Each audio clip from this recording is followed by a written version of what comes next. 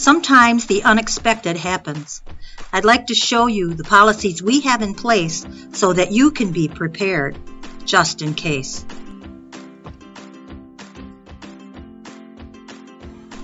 Fire extinguishers are located all around the building for easy access in case of fire.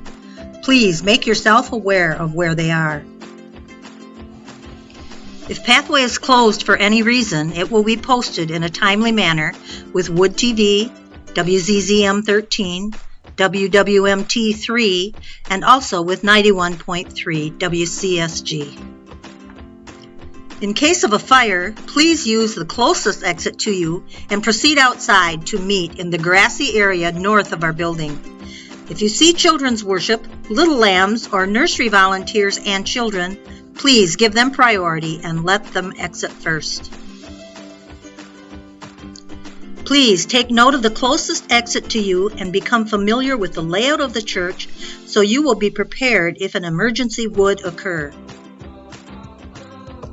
Children in nursery will be placed in an evacuation crib and pushed out by nursery volunteers to the north side of the building. Please do not pick your children up from nursery, but meet them at the north end and check them out with the volunteers. Children's worship and Little Lambs will also be taken by the volunteers to the north end, where parents can pick them up and check them out with the volunteers. If there is a tornado warning, please go to our primary shelter areas seen here in blue, including the pastor's offices, the cry room, the nursery, and our children's worship and Little Lamb rooms. Secondary shelters are the restrooms, the girls' club room, and the rooms in the southwest corner. Things happen. I'd like to go over a few things that will help you be prepared for a medical emergency.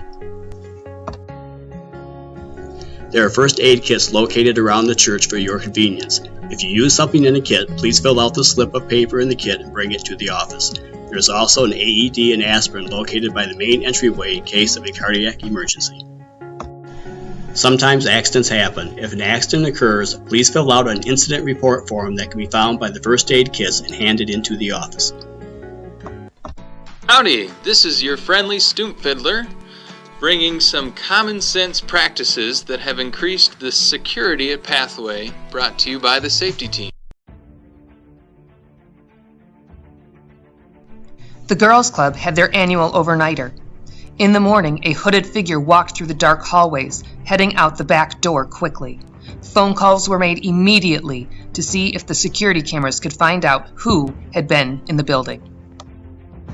Upon review of the security cameras, it was discovered the intruder was none other than Pastor Steve on his way for morning pickleball, completely unaware he had caused any alarm.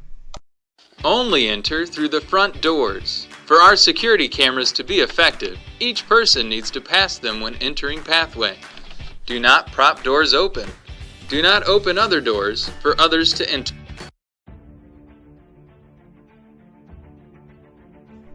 Pathway had a wheelchair-bound visitor who left partway through the service.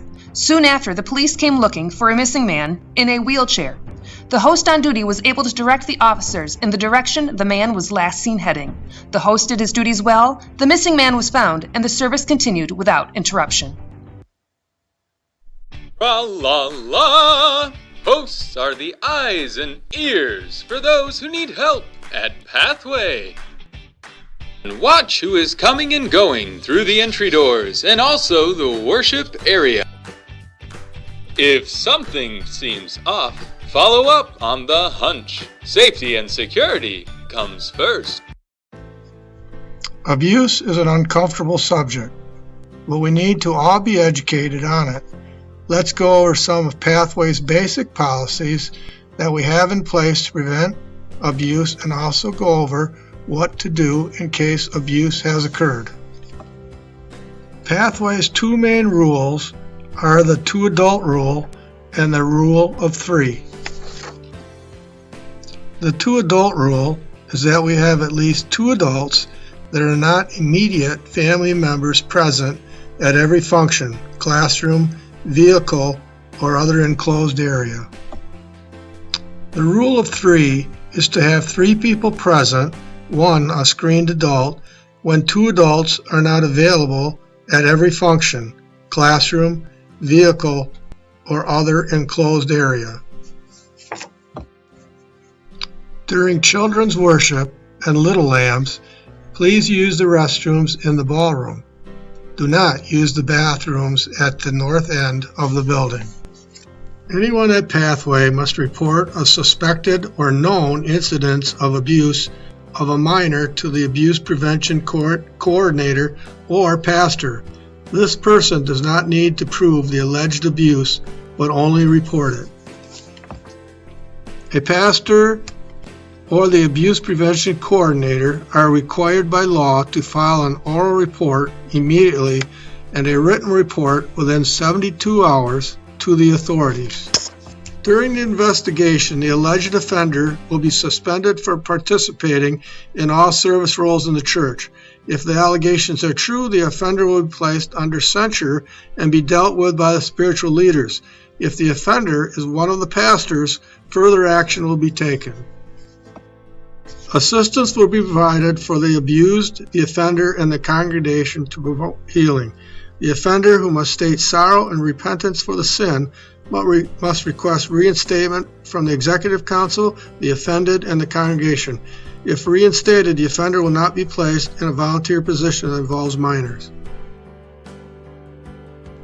There will be a designated spokesperson for Pathway, and they are to be the only person authorized to communicate with the media. All media requests are referred to this person. Off-the-record remarks or personal conjecture are not permitted by anyone associated with Pathway. The Executive Council will be forthright with information to the congregation. Every house has its rules. Let's look at how we can keep our church home the best it can be. Many of us like to have a beverage on Sunday morning as we listen to the sermon. We ask that you use the Contigo Auto Seal mugs in order to stop any accidental spills from happening. We know that some people don't use these, so we just ask that if you should spill, please let somebody know so that we can get it cleaned up.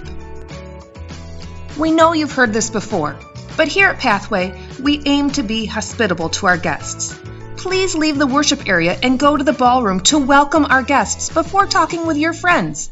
This also allows our prayer warriors the space to meet with those who ask for prayer with some privacy. While in the ballroom, please try to make sure your kids sit to eat their cookies and drink their juice. Ants have been known to find their remnants faster than the staff can. Please also make sure that kids are not running through the adults. We don't want hot coffee spilled on kids or adults. After the worship service, children's worship, and Little Lambs, kids should be out of the hallways and the sanctuary and in the ballroom unless they are with a parent. Kids 3rd grade and up may be in the cage. Your help in enforcing these rules is greatly appreciated. Hey, Pastor Jim here. At Pathway, our ministry to your kids is really a parental assistance ministry, helping parents lead their kids on the path to a Jesus way. As youth leaders, here's some simple points we try to observe when ministering to your kids. We aim to use the rule of 2 and the rule of 3 with our kids' clubs, but sometimes life happens and rides fall through. Leaders are happy to bring kids home to help out, but when they do, they're required to tell the head of the club and also call and speak to a parent or leave a message to let the parent know the change of plans. When a minor rides in a volunteer's vehicle and there are no other students along, the minor must ride in the back seat, not in the front seat. Taking care of our smallest attenders at Pathway is very important to us. Let's look how we can best serve these little ones.